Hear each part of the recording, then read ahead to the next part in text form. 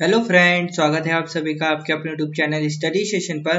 तो फ्रेंड्स, आज अपन एनसीईआरटी क्लास 11 इंग्लिश हॉर्नबिल के chapter number 2 we are not afraid to die if we can all be together, इस chapter की शुरुआत करेंगे। ठीक है, इस चैप्टर का नाम क्या है? हम मरने से नहीं डरते यदि हम सब साथ हो सकें। We are not afraid to die if we can all be together. हम मरने से नहीं डरते यदि हम सब साथ हो सकें। अफ्रेड यानी होता है डरना, डाई यानी मरना, कैन यानी सकना और टुगेदर यानी साथ होना। बात क्लियर? और ऑल मतलब सबको पता है, सब।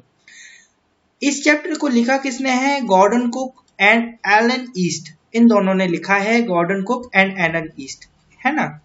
ये जो चैप्टर है we are not afraid to die if we can all be together, ये क्या है? तो यह एक समुद्री यात्रा का वर्णन करता है। ठीक है, ये जो चैप्टर है इसमें अपन आगे जब बढ़ेंगे तो इसमें अपन को क्या देखने को मिलेगा? एक समुद्री यात्रा कर रहे हैं। कौन कर रहे हैं? एक फैमिली कर रही है। ये समुद्री यात्रा कौन कर रही है? एक फैमिली कर रही है। फैमिली में कौन है? एक पिता है ना, उसकी पत्नी है यानी बच्चों की मदर है, और एक चिल्ड्रन है मतलब इनके बच्चे हैं। तो माता का नाम मैरी है, चिल्ड्रन का दो चिल्ड्रंस हैं, एक जॉनथन है, सन है इनका मतलब बेटा है, और सुजैन एक डॉटर है जिसकी उम्र 7 साल है और इसकी जॉनथन की 6 साल है। ठीक है, अभी जो फैमिली है वो इंग्लैंड की रहने वाली है और ये समुद्री यात्रा कहाँ से प्रारंभ कर रही है? इंग्लैंड के प्लायमाउथ से स्टार्ट कर रही है। प्लायमाउथ एक शहर है, ठीक है, तो प्लायमाउथ से ये शुरू कर रही है। तो ये चैप्टर का इंट्रोडक्शन मैंने आपको दिया कि ये जो चैप्टर है इस पूरी चैप्टर में अपन एक एडवेंचरस भरी एक समुद्री यात्रा, जिसे अपन इंग्लिश में कहते हैं वॉयज की इंट्रोडक्शन लेने वाले हैं। जिस प्रकार से अपन ने बहुत सारी हॉलीवुड पिक्चर्स देखी होगी, है ना, और उसमें अपन ने देखा होगा समुद्री यात्रा करते हैं ना, तो उसी प्रकार से ये भी एक चैप्टर है ना। इस चैप्टर में भी जो वॉयज है यानी समुद्री यात्रा है उसके विषय में बताया गया है। ठीक है, और इस समुद्री यात्रा को कोई पायलट नहीं कर रहा है ना, कोई कैप्टन नहीं कर रहा है। कौन कर रहा है भाई? एक फैमिली कर रही है जिसका एक सपना है कि हम भी दुनिया को घूमे जहाज में बैठकर। ठीक है, आगे बढ़ते हैं। आपको ब्रीफ इंट्रोडक्शन मैंने दे दिया। ठीक है, अब अपन आगे बढ़ते हैं और इस चैप्टर को शुरू करते हैं। अगर आपको वीडियो अच्छा लगता है तो वीडियो को लाइक करें और चैनल को सब्सक्राइब करें। मस्ट यानी बहुत जरूरी है सब्सक्राइब करना, ताकि आगे के जो इसके पार्ट हैं वो आपको मिल सके, है ना। चलिए अब आगे बढ़ते हैं। In July 1976 my wife Mary, son Jonathan, daughter Suzanne, and I set sail from Plymouth, England, to duplicate the round the world voyage made 200 years earlier by Captain James Cook।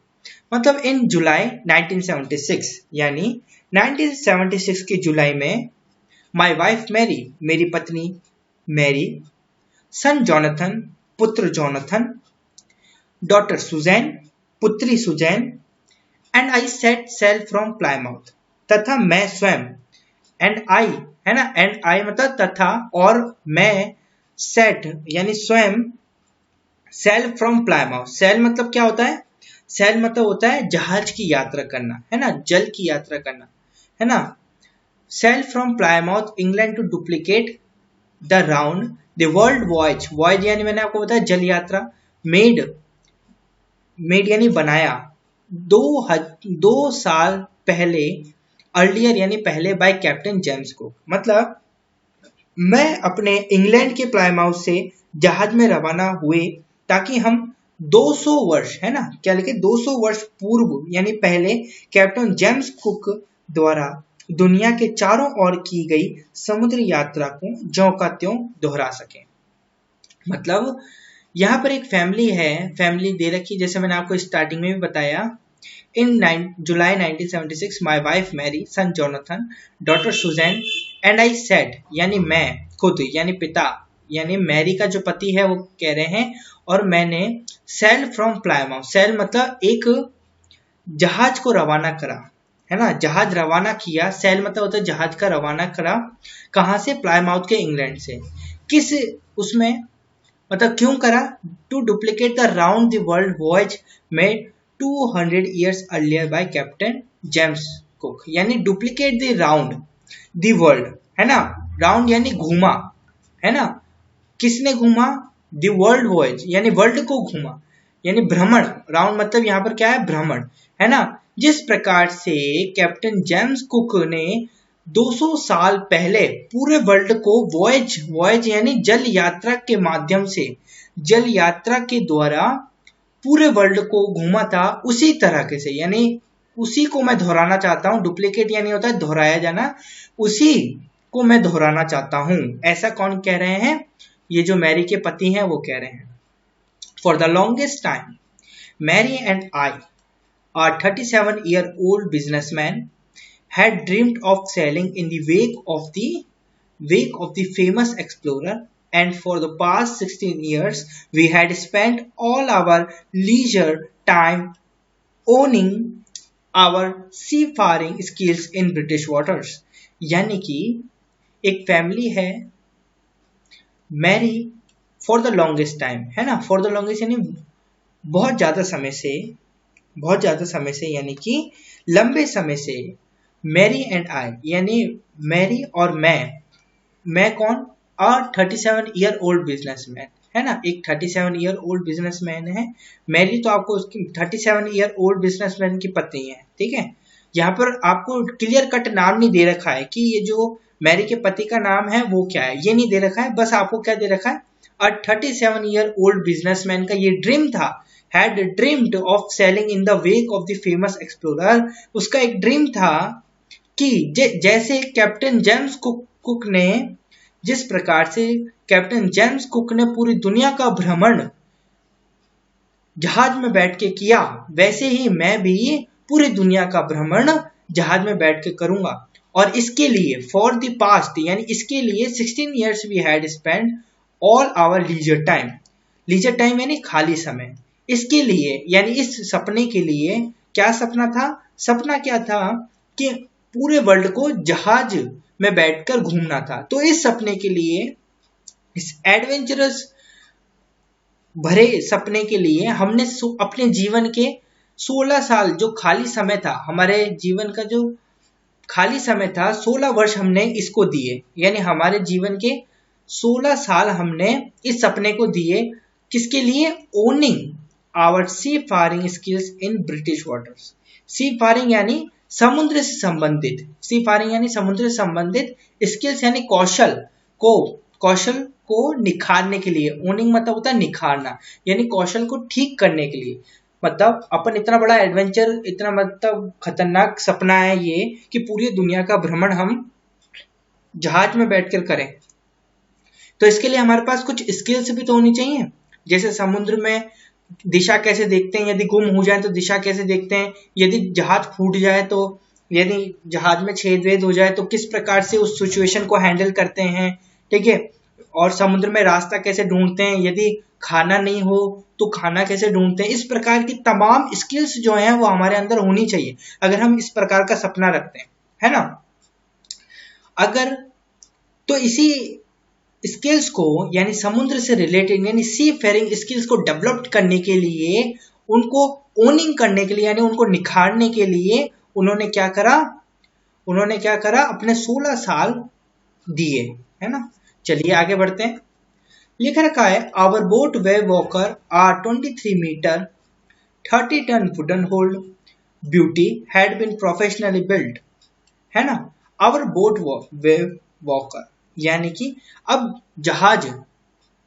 हम जहाज के माध्यम से पूरी दुनिया को घूमना चाहते हैं, तो इसके लिए हमारे पास एक जहाज होना चाहिए। तो इस फैमिली के पास भी, मैरी और इसके पति के पास भी एक जहाज था जिसका नाम क्या था, वेव वॉकर, जो कि 23 मीटर तो लंबा था और 30 टन भारी था। और किससे बना हुआ था, वुडन हुड से। वुडन हुड से मतलब लकड़ी का बना हुआ था और बहुत ही सुंदर था, यानी ब्यूटी था। प्रोफेशनली बिल्ट, और ये किस प्रकार से बनाया गया था, प्रोफेशनली बनाया गया था। प्रोफेशनली का मतलब होता है हिंदी में कुशलता पूर्वक बनाया गया था, बहुत ही अच्छी तरीके से इसको बनाया गया था। And we had spent months fitting it out and testing it in the roughest weather we could find।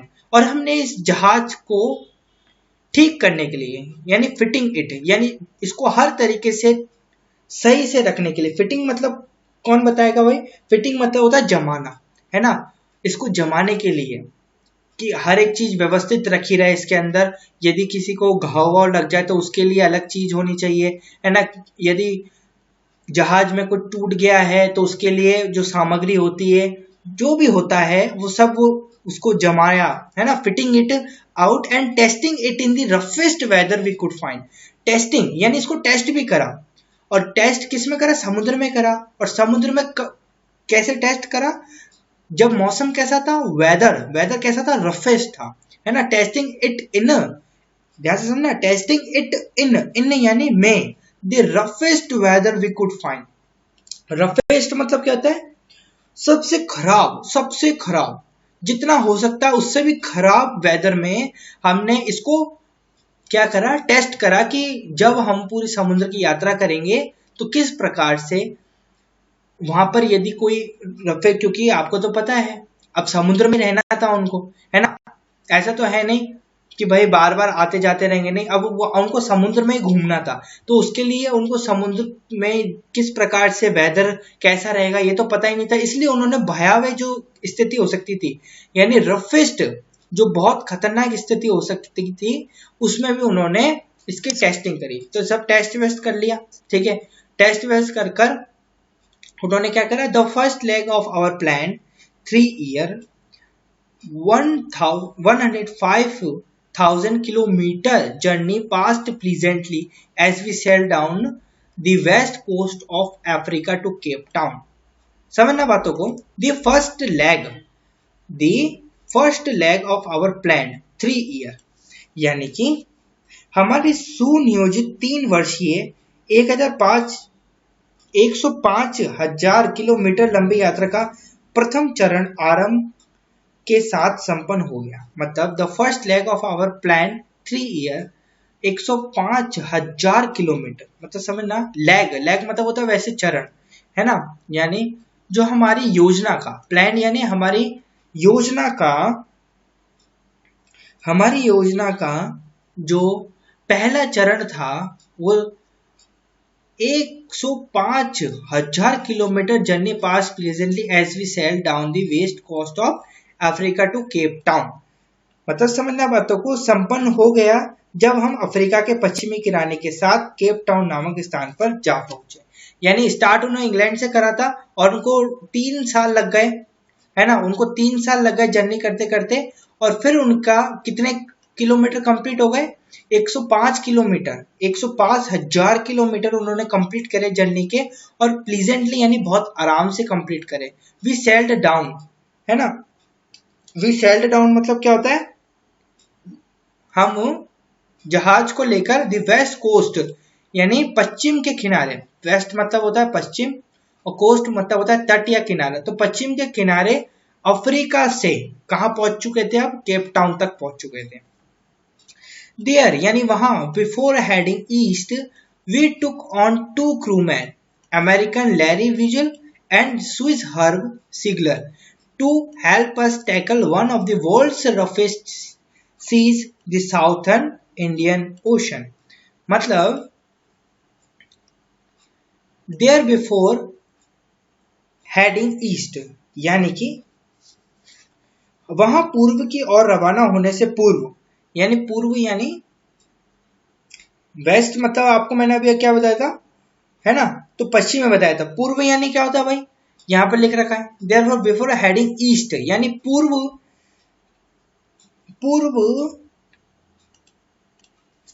पूर्व की ओर रवाना होने से पूर्व, यानी पहले हमने 2 जहाज संचालकों, अभी तक उन्होंने वेस्ट जो था, वेस्ट की जो कंप्लीट कर लिया, है ना, केप टाउन तक पहुंच गए। अब उनको जाना था कहां पर, उनका जो प्रथम चरण था कि अब पूरा उनको भ्रमण करना है ना। तो उन्होंने एक कंप्लीट करा, जैसे कि अपना भारत है ना, जैसे ये मैप है अपना भारत, मान लीजिए ये है ना। अब इस भारत के अंतर्गत यदि हमारे को पूरा भारत घूमना है तो हम स्टार्ट कर रहे हैं यहां से, है ना, नॉर्थ साउथ, है ना, और ईस्ट और वेस्ट, ठीक है, ये है। तो हमने पहले यहां से स्टार्ट करा, तो ये हमारा पहला चरण हो गया, हमने यहां से लेकर यहां तक कंप्लीट कर लिया, है ना। अब क्या बचा है हमारे पास, ऐसा बचा हुआ है ना। तो इस प्रकार से ही यहाँ पर भी यही कह रहे हैं कि हमारा जो पहला चरण था पूरे वर्ल्ड को कंप्लीट करने का, वो हो चुका था। हमने the west coast of Africa, यानी अफ्रीका के जो पश्चिमी तट था, अफ्रीका का जो पश्चिमी तट था, वहां से लेकर केप टाउन जो है, केप टाउन जो शहर है, वहां तक हमने बिल्कुल कंप्लीट कर लिया, है ना। और हम अब कहां पर बढ़ने वाले हैं? ईस्ट की तरफ बढ़ने वाले हैं, यानी पूर्व की ओर बढ़ने वाले हैं। और पूर्व की ओर बढ़ने के लिए, पूर्व की ओर बढ़ने से पहले हमने क्या करा? We took on 2 crewmen. हमने टुक यानी लिया, हमने 2 क्रूमैन्स को लिया। क्रूमैन कौन होते हैं भाई? जो जहाज की देखभाल करते हैं और जहाज को हैंडल करना जिन्हें आता है ना बहुत अच्छी तरीके से, है ना। जहाज को हैंडल करना जिन्हें अच्छी तरीके से आता है, जो कि जहाज के संचालक होते हैं, यानी उनको बहुत अच्छी तरीके से चलाना आता है, वो क्रूमैन कहलाते हैं। तो ऐसे 2 क्रूमैन्स को लिया। पहला अमेरिकन था जिसका नाम लैरी विजल था, और दूसरा था स्विस जिसका नाम हर्ब सीगलर था, है ना, जो स्विट्जरलैंड का था। ठीक है, स्विस मतलब क्या था? Switzerland. To help us tackle, tackle मतलब कौन बताएगा? टैकल मतलब होता है जो हमारी मदद करेगा जहाज को, टैकल यानी जहाज की रस्सियों को संभालने में, है ना। टैकल मतलब क्या होता है? रस्सियों को संभालने में हेल्प करेगा। One of the world's largest seas, the southern Indian Ocean. और ये जो अमेरिकन लैरी विजल और हर्ब सिगलर हैं, ये दोनों की दोनों ने जो साउथर्न इंडियन ओशन है, जो कि रफेस्ट सीज कहलाता है, वर्ल्ड्स रफेस्ट सीज कहलाता है, यानी बहुत भयानक, बहुत खतरनाक समुद्र कहलाता है, उसमें इन्होंने काम कर रखा है, वहां पर ये जा चुके हैं। 1 our second day out of Cape Town, यानी कि केप टाउन से रवाना होने के दूसरे दिन, यानी अब ये केप टाउन से रवाना हो चुके हैं। ठीक है, पहले अफ्रीका वेस्ट, यहाँ इन्होंने अपनी जो शुरुआत थी वो कहां से स्टार्ट करी थी? इंग्लैंड से स्टार्ट करी थी। इंग्लैंड के प्लेमाउथ नामक एक शहर से स्टार्ट करी थी। फिर ये अफ्रीका पहुंचे, और अफ्रीका के वेस्ट कोस्ट, जो मतलब जो वेस्ट कोस्ट यानी पश्चिमी जो तट था, वहां से लेकर केप टाउन तक इन्होंने कंप्लीट करा। उसके बाद इन्होंने 2 क्रूमैन्स लिए, लैरी विजल और हर्ब सिगलर। ठीक है, इन दोनों फैमिलियों ने, और इनके माध्यम से अब वो कहां बढ़ रहे हैं? Cape Town. On our second day out of Cape Town, यानी अब वो केप टाउन से निकल गए। We began to encounter strong gales. Gales मतलब क्या होता है भाई? गैल्स मतलब होता है तूफानी हवाएं, है ना। और स्ट्रॉन्ग मतलब बहुत खतरनाक। मतलब केप टाउन से रवाना होने के दूसरे दिन हमारा सामना तेज हवाओं से हुआ। हमारा सामना कहां से हुआ? किससे हुआ? एनकाउंटर यानी होना है सामना, है ना। तो हमारा सामना किससे हुआ? स्ट्रॉन्ग गेल से हुआ, यानी बहुत ही खतरनाक, बहुत ही तगड़ी। स्ट्रॉन्ग मतलब होता है बहुत ही कठोर, जो हवाएं होती है, तेज हवाएं होती है, उनसे हुआ। For the next few weeks, यानी अगले कुछ सप्ताहों तक, दे ब्लू कंटिन्यूसली, वे लगातार बहती नहीं, यानी वो लगातार बहती नहीं। गेल्स मतलब तूफानी हवाएं होती हैं, ठीक है ना, लहरों की बात नहीं चल रही यहाँ पर, है ना, हवाएं होती हैं। तो बहुत तेज तेज हवाएं चलने लगी थी, उनसे इनका सामना हुआ, क्योंकि अब वो केप टाउन से निकल चुके हैं। दे ब्लू कंटिन्यूसली, ब्लू यानी होता है बहना, कंटिन्यूसली यानी निरंतर। गेल्स डिड नॉट वरी मी, यानी कि इन हवाओं ने मुझे चिंतित नहीं किया। वरी यानी होता है चिंता में डालना। तो ये कह रहा है, जो मैरी का पति है वो कह रहा है गेल्स डिड नॉट वरी मी, यानी समुद्र की हवाओं ने मुझे वरी नहीं करा, चिंतित नहीं करा। But the size of the waves was alarming, but the size of the waves was alarming, लेकिन लहरों का आकार भयानक था। लेकिन उसको चिंता करने वाला कौन था? अलार्मिंग मतलब होता है भयानक, ठीक है। But the size of the waves, यानी जो लहरें थी, लहरें क्या होती है? समुद्र की जो लहरें थी वो बहुत ही खतरनाक थी। उनके जो साइज था, उनका जो आकार था वो बहुत बड़ा था। कितना बड़ा था? Up to 15 metres, as high as our main mast. But the size of the waves was alarming, up to 15 meters as high as our main mast. यानी कि लेकिन लहरों का आकार भयानक था, करीब 15 मीटर, हमारे मुख्य मस्तूल जितनी ऊंची। अच्छा, मेन मस्ट, मस्ट क्या होता है भाई? आपने जहाज देखा होगा, ठीक है। जहाज का जो सबसे ऊपर का जो सिरा होता है वो क्या कहलाता है? मेन मस्ट कहलाता है। मेन मस्ट, है ना। और ये मस्ट क्या होता है? जो जहाज का सबसे ऊंचा सिरा होता है वो होता है मेन मस्ट, ठीक है। तो वहां तक इतने बड़े, मतलब इतनी बड़ी बड़ी लहरें देखने को मिली। यानी मेन मस्ट यानी वो जो जहाज का सबसे ऊंचा वाला जो सिरा होता है, आपने देखा हो ना कि बीच में से है ना वो डंडा निकला होता है, तो वो जो सबसे बड़ा डंडा होता है वो क्या होता है, मेन मस्ट कहलाता है। तो इतनी बड़ी बड़ी लहरें क्या हो रही थी, अलार्मिंग हो रही थी, ठीक है। आगे बढ़ते हैं। December 25 found us 3,500 kilometres east of Cape Town, यानी कि 25 दिसंबर को हम केप टाउन से 3500 किलोमीटर दूर पहुंच चुके थे। यानी उन्हें चलते चलते समय हो गया, ठीक है। केप टाउन से वो निकल चुके थे जैसा कि अपन ने देखा। तो 25 दिसंबर तक वो 3500 किलोमीटर दूर चल गए थे केप टाउन से, है ना, पूर्व की ओर, क्योंकि वो केप टाउन से पूर्व की ओर निकले थे। पूर्व यानी ईस्ट की ओर निकले थे, है ना। कहाँ निकले थे भाई, ईस्ट की ओर निकले थे। तो केप टाउन से निकले वो, है ना। तो उनको दिसंबर 25 जो तारीख थी वहां तक, उस तारीख तक वह 3500 किलोमीटर दूर केप टाउन से आ चुके थे पूर्व की दिशा में, ठीक है। Despite atrocious weather, atrocious weather, है ना। डिस्पाइट, पहले तो आप समझो डिस्पाइट का मतलब क्या है। डिस्पाइट मतलब होता है के बावजूद, किसके बावजूद, एट्रोशियस वेदर के बावजूद। एट्रोशियस यानी बेरहम अत्याचार वाला जो मौसम था, वेदर यानी मौसम के बावजूद, डिस्पाइट यानी के बावजूद, we had a wonderful holiday complete with a Christmas tree, we had a wonderful holiday complete with a Christmas tree. बेरहम अत्याचार मौसम के बावजूद हमने शानदार छुट्टी बिताई जिसमें क्रिसमस ट्री का भी समावेश कर लिया। उन्होंने फिर भी इतने खतरनाक मौसम के साथ उन्होंने 25 दिसंबर का पर्व है, तो आप अपन जानते हैं क्रिसमस हो, जो क्रिश्चियंस हैं उनका 25 दिसंबर को क्रिसमस होता है। तो क्रिसमस उन्होंने बनाया, क्रिसमस बनाया और वहां पर क्रिसमस जो ट्री होता है उसको भी सम्मिलित किया।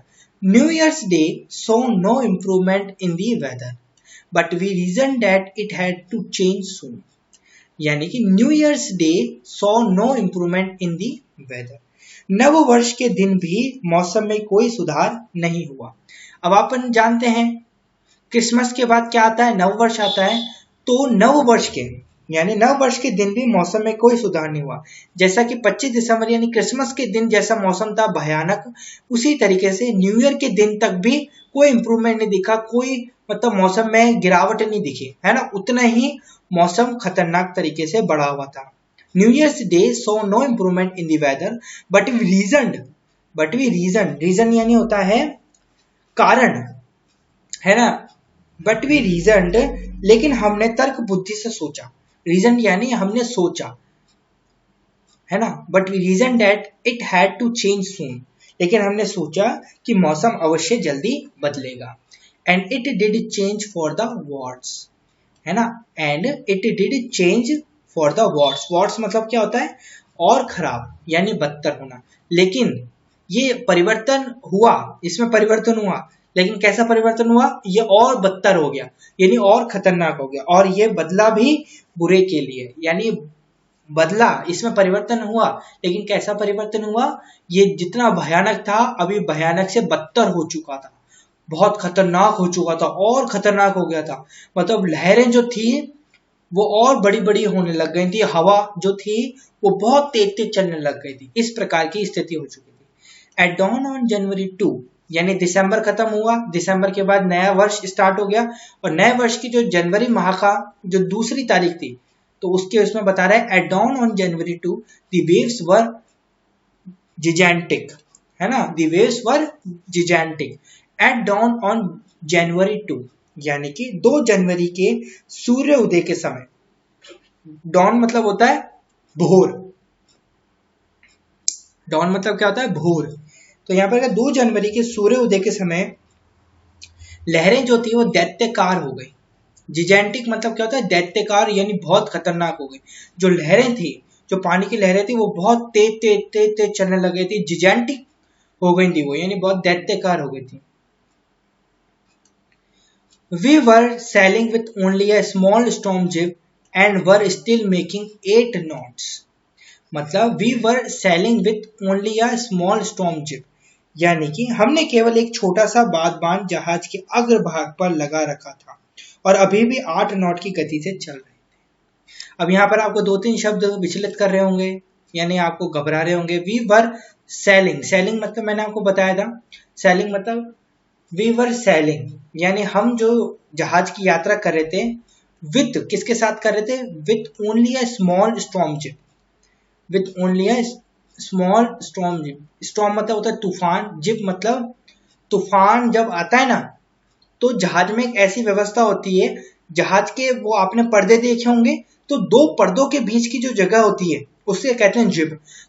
और उस जगह का इस्तेमाल तब किया जाता है जब है ना जहाज के अंदर से, जहाज में से जब जहाज आगे बढ़ता है और हवा उसका विरोध करती है, जहाज आगे बढ़ता है ना। मान लीजिए जहाज है ये ऐसे आगे बढ़ रहा है और हवा बहुत तेज चल रही है और हवा ऐसे आ रही है ना। हवा कैसे आ रही है भाई, ऐसे आ रही है। तो ये जहाज है अपना, है ना, ध्यान से समझना, ये जहाज और इस जहाज में ये सारे के सारे ये जो मैंने बनाए अभी तीनों के तीनों ये पर्दे होते हैं, है ना, जहाज में पर्दे लगे होते हैं। अब ये जो हवा है इन पर्दों से टकराएगी तो जहाज और पीछे की तरफ से खिसक जाएगा, है ना। सामने से हवा आ रही है बहुत तेज तेज, सामने से तेज तेज हवा आ रही है, ये तेज तेज हवा आ रही है और ये इस जहाज को पीछे की ओर धकेल देगी, पीछे की ओर धकेल देगी तो फिर जहाज के डूबने की संभावना बढ़ जाएगी। तो इस जहाज को ना डूबो जाए इसके लिए स्टॉर्म जिप बनाया जाता है। स्टॉर्म जिप का मतलब होता है कि ये जो हवा है वो जहाज से टकराए नहीं, जहाज के पर्दों से टकराए नहीं और पास हो जाए। पास कब हो सकती है, तब हो सकती है जब इन ये जो पर्दे हैं इनको अलग कर दिया जाए, तो इन पर्दों को अलग कर दिया जाता है, ठीक है। इनमें 2-2 पर्दों के बीच, यानी बहुत सारे पर्दे होते हैं जिन्हें हम बादबान कहते हैं, है ना, जिब कहते हैं, जिन्हें हम क्या कहते हैं भाई, जिब कहते हैं। तो ऐसे ही छोटा सा एक पर्दा था उसको खोल दिया गया, है ना, उसको खोल दिया गया और उसमें से जो हवा थी वो निकली। And were still making 8 knots, और 8 नॉट्स मतलब आप जानते हैं पर्दे को खोलने के बाद भी 8 नॉट्स। नॉट्स क्या होता है भाई, नॉट्स जो है वो जहाज की स्पीड को मापता है। जिस प्रकार से अपन स्कूटी चलाते हैं, स्कूटी में अपन बोलते हैं अरे ये माइलेज देती है भाई, है ना, ये 5 किलोमीटर प्रति घंटे की स्पीड से चलती है, यानी 1 घंटे में ये 5 किलोमीटर कवर कर लेती है। उसी प्रकार से समुद्र में जहाज की जो स्पीड होती है उसको मापने के लिए अपन जो यूनिट होती है वो नॉट्स का यूज करते हैं।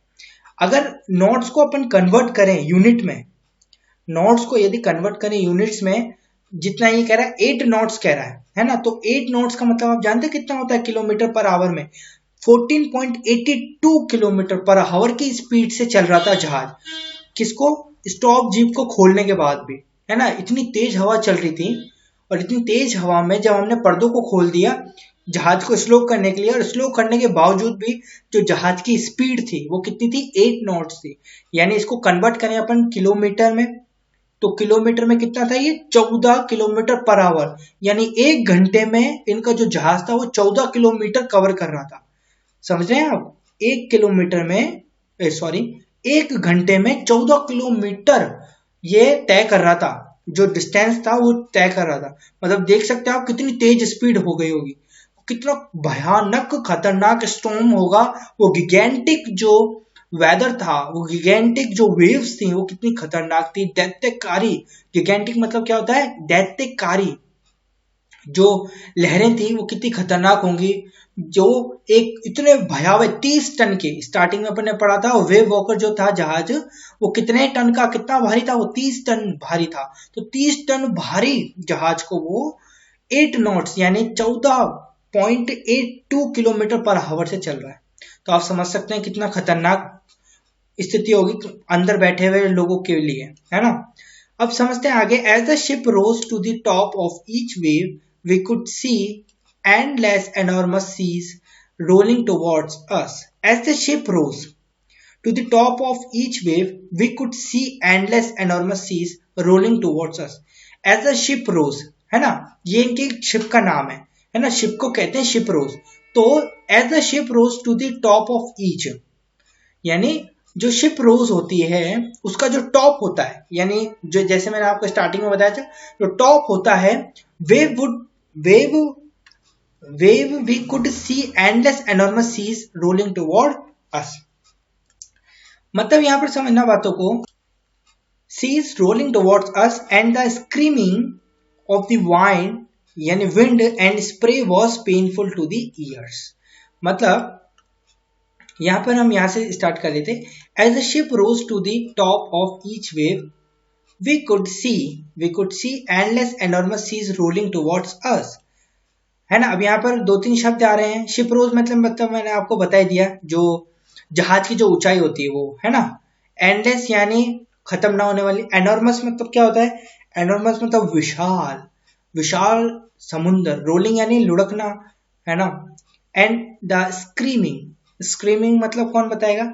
स्क्रीमिंग मतलब होता है चिल्लाना. क्या होता है भाई, चिल्लाना, चीखना. ऑफ दी, किसकी चीखना, किसकी चीख. Of the wind and spray, है ना. विंड यानी हवाओं और स्प्रे यानी फवारों की. आप जानते होंगे यदि आपने हॉलीवुड पिक्चरें देखी होगी, पायरेट्स वाली पिक्चर देखी होगी, तो उसमें फवारे चलते हैं, है ना. मतलब पानी के जो होते हैं वो फवारे चलते हैं. उनकी जो चीख थी was painful to the ears, कानों के लिए बहुत पेनफुल थी, यानी बहुत दर्दनाक थी. यानी जब जहाज प्रत्येक लहर की चोटी पर चढ़ जाता था तो हम देख सकते थे कि विशाल लहरें हमारी ओर लुढ़क रही थी तथा हवा एवं फुहारों का चीखना कानों के लिए कष्टदायक था.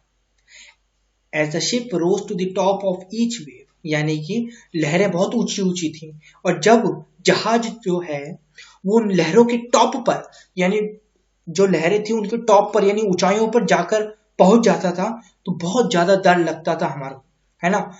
बहुत ज्यादा डर लगता था. ये बात बता रहे हैं वो मैरी के जो पति हैं, वो बता रहे हैं कि जब लहरों के ऊपर हमारा जो शिप था वो पहुंच जाता था, और जब हवाओं की तेज तेज आवाजें और फुवारों की जो तेज तेज आवाजें थी, वो हमारे जो चीख थी हमारे कानों को बहुत दर्द पहुंचाती थी.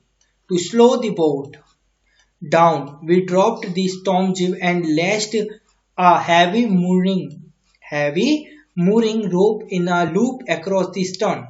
यानी कि to slow the boat down मतलब अपनी नाव के धीमा करने के लिए, है ना. नाव को और धीमा करने के लिए, अभी स्पीड कितनी थी भाई, 8 नॉट की स्पीड थी. अब और स्लो करने के लिए we dropped the storm jib.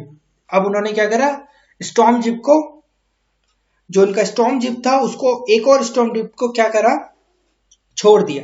यानी कि अपनी नाव को धीमा करने के लिए हमने वह बादमान भी नीचे कर दिया और एक और दूसरा बादमान भी नीचे कर दिया तथा एक भारी रस्से को, we dropped the storm jib and lashed a heavy, लैश मतलब क्या होता है, लैश मतलब होता है भारी, जो, है ना.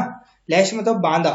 lashed a heavy mooring rope. Mooring यानी जो ऐसी रस्सी जो कि जहाज को स्लो कर सकती है, ऐसी मोटी रस्सी जिसे अपन रस्सी नहीं कहकर रस्सा भी कह सकते हैं, है ना. lashed a heavy mooring rope in a loop यानी जो लूप होता है, लूप क्या होता है भाई, जो फंदा होता है उसमें बांधा. across the stern यानी नाव का जो पीछे वाला भाग होता है वहां पर हमने नाव के पीछे वाले भाग को, मतलब एक एंकर होता है, जैसे एंकर नहीं होता, आपने एंकर देखा होगा जो कि इस प्रकार से दिखता है. मैं आपको बताता हूँ, बना के बता देता हूँ एक बार. एंकर इस प्रकार से दिखता है, ऐसे, है ना. जिसको अपन, है ना, जब समुद्र में डालते तो ये समुद्र की जो मिट्टी होती है ना उसमें दब जाता है और जहाज को रोका जाता है. इसी प्रकार से एक और उनके पास स्टॉर्म जिब था, है ना. उस स्टॉर्म जिब को इन्होंने बांध दिया, उसको खोला, उसको नीचे पटक दिया और नीचे पटक कर उसका जो रस्सा था, रस्से को जो जहाज का पीछे वाला भाग था, जिसे अपन क्या कहते हैं, जहाज के पीछे वाले भाग को स्टर्न कहते हैं, उससे बांध दिया ताकि स्पीड रुक जाए. देन वी डाउट लैस्ड, यानी क्या क्या लिख रखा है भाई, then we double lashed everything, went through our life raft drill, attached life lines, donned oil skins and life jacket and waited. यानी अपनी नाव की धीमा करने के लिए हमने वह जो स्टॉर्म जिब था भी नीचे कर दिया तथा एक भारी रस्से को फंदे के रूप में जहाज के पिछले हिस्से के आर पार बांध दिया, है ना. जहाज के पिछले हिस्से के आर पार बांध दिया. फिर हमने प्रत्येक वस्तु को मजबूती से बांध दिया और जितनी भी वस्तुएं थी उनको, हर एक वस्तु को, everything, then we double dashed everything, यानी हमने बहुत मजबूती से बांध दिया, वेंट थ्रू, तैरने वाली नौकाओं में प्रवेश किया। तैरने वाली जो नौकाएं होती हैं, life raft drill, life raft drill कौन सी होती है? वो उपकरण जो कि अपन को जब अपन डूबने लगते हैं, तो समुद्र में जब अपना जहाज डूबने लगता है तो वहां पर छोटी छोटी नावें भी होती हैं जिसके अंदर हम जाते हैं। तो वही उन्होंने क्या करा, तैरने वाली नौकाओं में प्रवेश किया, रस्सों से इन्हें बांधा। इन जो लाइफ राफ्ट रील थी, राफ्ट जो थी इनकी, उनको बांधा। जल रोधी एवं जीवन रक्षक जैकेट जो होती हैं, attach life lines, don't oil skin and life jackets, है ना, और इंतजार करने लगे। इनको बांधा और इंतजार करने लगे। ठीक है, आज के लिए इतना ही। ठीक है, आगे वाले जो पार्ट्स होंगे उसमें अपन अपने आगे चैप्टर को कंप्लीट करेंगे। अभी आप देख सकते हैं बहुत खतरनाक तरीके से जर्नी चल रही है ना। अब ऐसी स्थिति आ चुकी है कि भाई अब इन्होंने लाइफ जैकेट्स भी पहन ली है और ऑयली स्किन्स भी कर ली हैं अपनी, और जो राफ्ट होती है यानी जो बचाव वाली जो नाव होती है उनको भी नीचे उतार लिया, उतारा नहीं है अभी, सिर्फ उसमें बैठे हैं। अब आगे देखते हैं क्या अपना ये आगे सफर कंप्लीट कर पाते हैं कि नहीं कर पाते हैं। इनकी तो जर्नी यहीं खत्म तो नहीं हो जाती, या फिर आगे क्या होता है। चलिए आगे देखते हैं, अगले वाले पार्ट में देखेंगे।